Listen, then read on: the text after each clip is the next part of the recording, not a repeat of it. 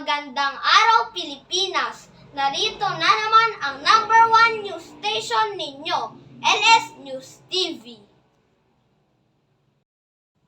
Ako po si Lucas Samuel H. Capulong, ang inyong kasama sa araw na ito. Narito ang aming balita.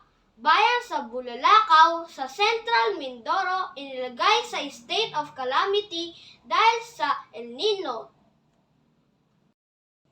325 hektarya ng taniman ng sibuyas ay apektado dahil sa init na dala ng El Nino.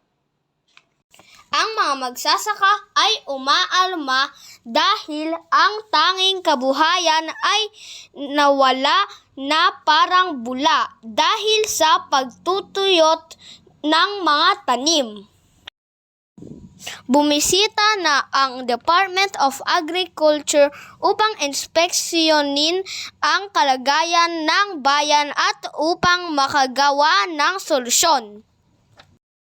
Ako si Lucas Samuel H. Capulong. Muli ito ang LS News TV. Magandang araw, Pilipinas!